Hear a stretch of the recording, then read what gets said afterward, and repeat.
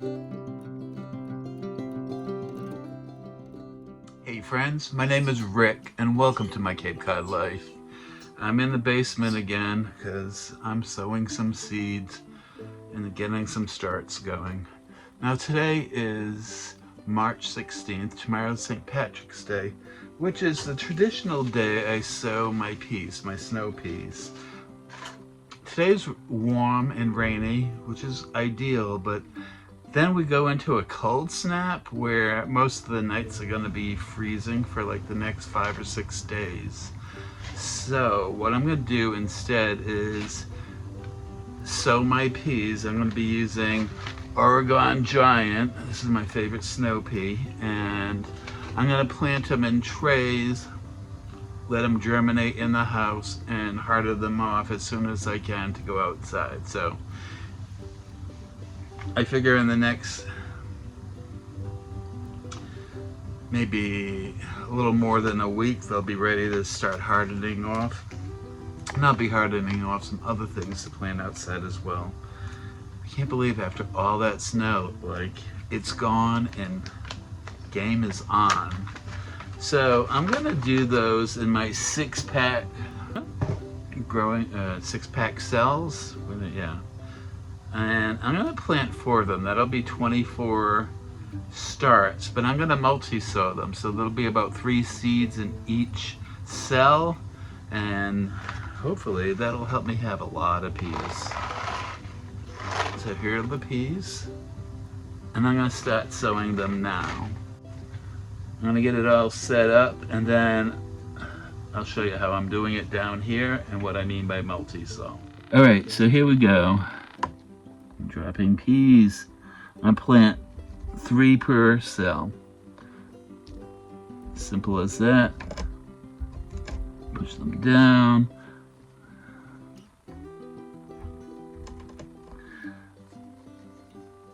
And that's how we're gonna do it.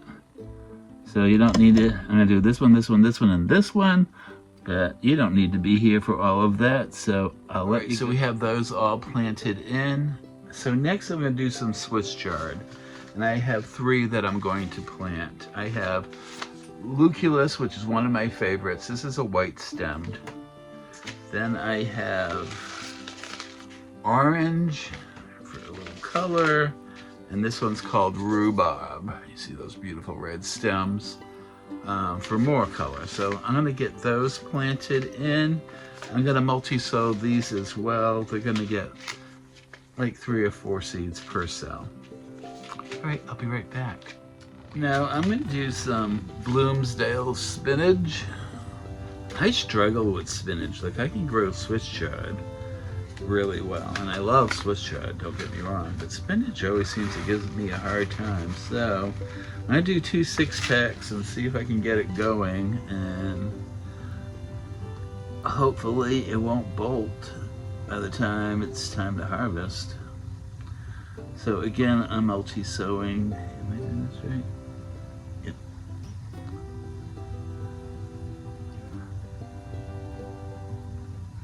I'm putting about 3 seeds in each cell, and I think I already said I'm doing 2 6-packs. All right, so those are all set. Spinach is in.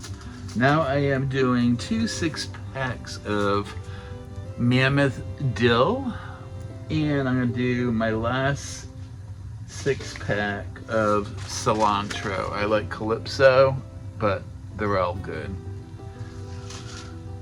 Now, in a couple of weeks, I'll plant more of this.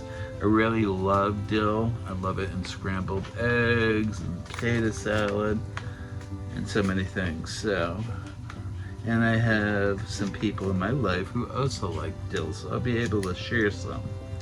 And same thing with cilantro. These are very cool weather herbs. Come on now. Now, I'll probably have some volunteer cilantro. I usually do. And sometimes I'll just go out there and just throw some seeds on the ground and not give it much mind. But, alright, so. And again, I think, yeah, for these I'm gonna probably do, for the dill, like 2 seeds for each cell. And then for the cilantro, I'll probably do the same thing. So, I'll be back in a minute.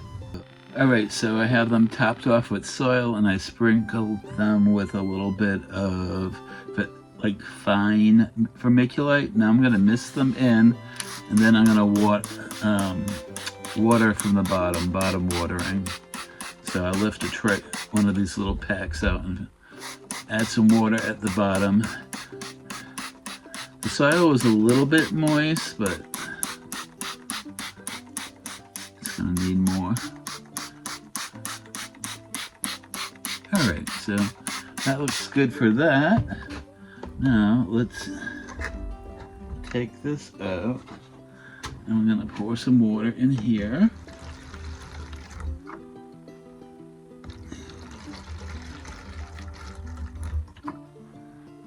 A little bit more of that should do the trick.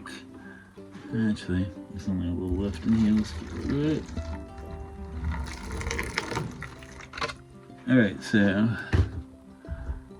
that'll help, and the water will wick up through the soil. So now the seedlings at least are moistened with the mist. Basically in a few hours everything will be properly watered.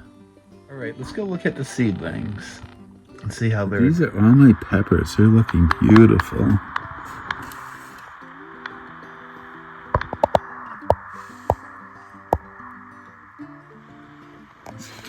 At the side. So I'm going to have to raise the lights, it looks like. Well, actually, I'll lower these down. So those are looking good. Here are some brassicas. Some of them didn't, like... I didn't get this to germinate. I might have to try those again. But the brassicas are looking great. I got kales and cabbages and Asian greens galore. So... I'm very excited about those. And then over here we have the lettuce. Now a lot of these are multi-sown, and that was going to be for the green stalk cut and come. In the back I have more singular heads.